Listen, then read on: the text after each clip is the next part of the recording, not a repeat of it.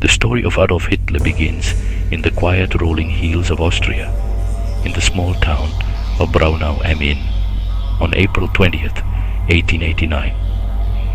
At the time, Austria was part of the Austro-Hungarian Empire, a patchwork of cultures and languages, and the countryside was marked by both its beauty and its hardship. Hitler was born into a world that was rapidly changing, where old traditions clashed with the new ideas of the modern age.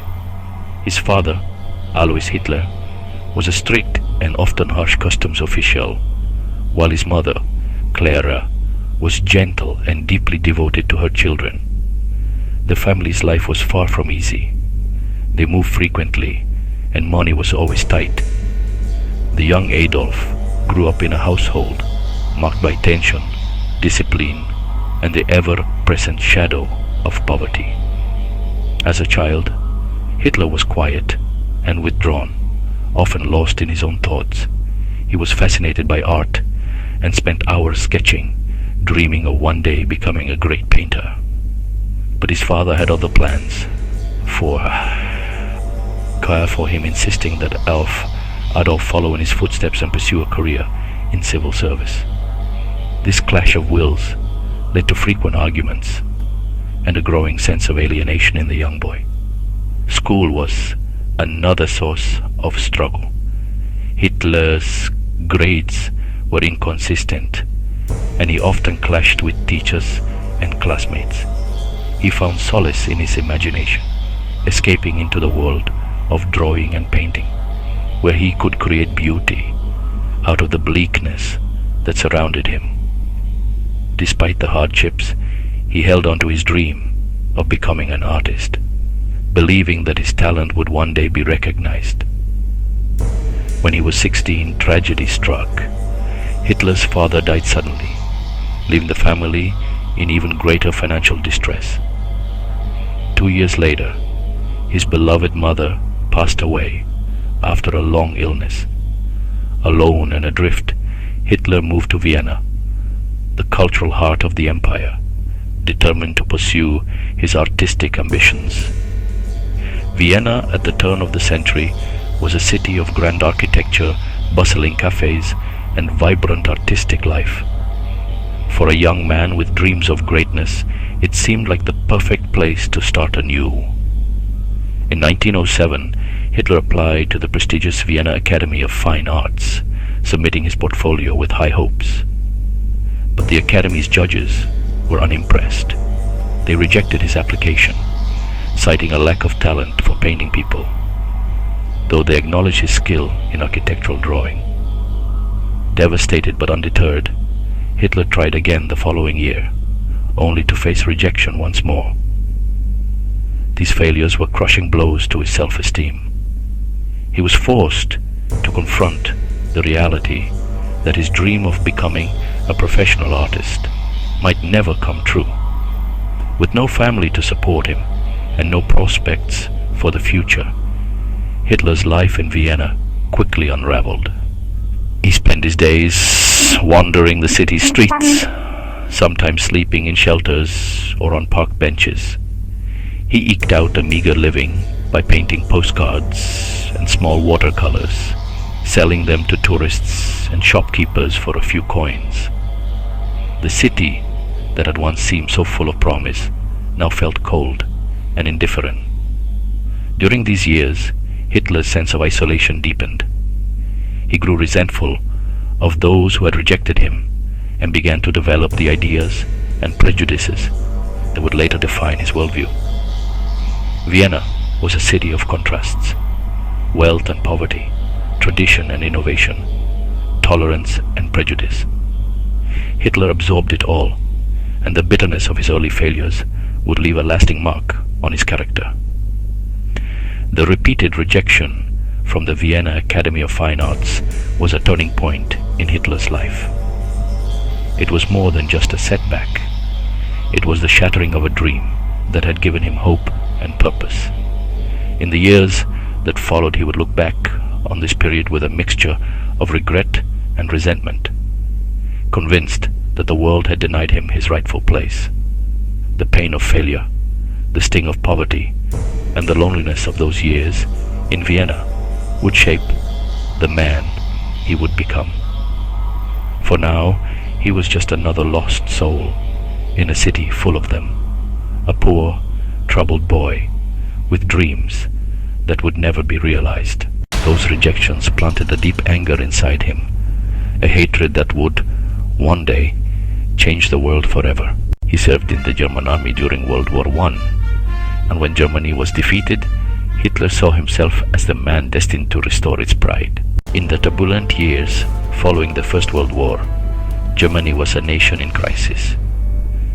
The Treaty of Versailles had left the country humiliated and economically crippled. Hyperinflation ravaged the savings of ordinary citizens, and unemployment soared to unprecedented levels. Amidst this chaos, political extremism flourished, and many Germans searched desperately for answers, for hope, and for someone to blame. It was in this climate of uncertainty and despair that a small radical political group began to take shape in Munich, the National Socialist German Workers' Party, or, as it would soon be known to the world, the Nazi Party. At first, the Nazi Party was little more than a fringe movement, attracting only a handful of followers who gathered in beer halls to discuss their grievances and dreams of a restored Germany. The party's early meetings were modest affairs, attended by a mix of disillusioned veterans, nationalists, and those who felt betrayed by the new democratic government. But among them was a man whose charisma and oratory skills would soon transform the party's fortunes: Adolf Hitler. Hitler, an Austrian-born former soldier, joined the Nazi Party in 1919, when it was still a minor political force. He quickly distinguished himself with his passionate speeches, his ability to tap into the anger and frustration of the German people, and his unwavering conviction that Germany could rise again. Within a few short years, Hitler's influence within the party grew rapidly. He became its most prominent spokesman, drawing ever larger crowds to hear his message of national revival and racial purity. By 1921, Hitler had maneuvered himself into the position of absolute leader, or Führer, of the Nazi Party. Under his command, the party adopted the swastika as its symbol and began to organize paramilitary groups, such as the SA, to intimidate opponents and project strength on the streets of German cities. Hitler's leadership style was authoritarian and uncompromising. He demanded total loyalty from his followers and ruthlessly eliminated rivals within the party. Through a combination of propaganda, personal magnetism, and calculated violence, Hitler transformed the Nazi Party from a marginal group into a disciplined and growing political force. Central to Hitler's rise was his mastery of public speaking. He understood the power of words to move masses, to inspire hope, and to stoke fear. At rallies and public events, Hitler delivered fiery speeches that electrified his audiences. He spoke of Germany's lost greatness, of the injustices inflicted by foreign powers, and of the need for unity and strength. He promised to restore Germany's honor, to create jobs, and to bring order to a country plagued by chaos. But his message was also laced with hatred and scapegoating. Hitler blamed Jews, communists, and other minorities for Germany's problems, fueling prejudice and division. His rhetoric resonated with many who felt left behind by the rapid changes of the post-war era. As the Nazi Party's message spread, so too did its influence. The party's propaganda machine, led by figures like Joseph Goebbels, used newspapers, posters, and rallies to reach millions of Germans. The Nazis presented themselves as the only force capable of saving Germany from ruin, and for many, their promises of revival were irresistible. By the early 1930s, the Nazi Party had become a major player in German politics. Economic depression, political instability, and widespread disillusionment with the Weimar Republic created fertile ground for Hitler's message. At mass rallies, thousands of Germans raised their arms in salute, chanting slogans and pledging loyalty to their new leader. For many, Hitler represented hope, a chance to rebuild their shattered lives and restore their nation's pride. Yet beneath the surface, the seeds of dictatorship and destruction were being sown. The rise of the Nazi Party was not just the story of one man's ambition, but of a society in turmoil, willing to embrace radical solutions in the face of despair. As Hitler consolidated his power, the world watched with a mixture of fascination and dread, unaware of the horrors that would soon unfold. The hearts of a desperate nation had been won, but at a terrible cost that would soon become clear to all. By 1933, Hitler was Chancellor of Germany. This appointment marked a pivotal moment in history, one that would lead to unprecedented changes not only in Germany but across the entire world. The political landscape of Germany was already in turmoil, with economic instability and social unrest creating fertile ground for radical ideologies.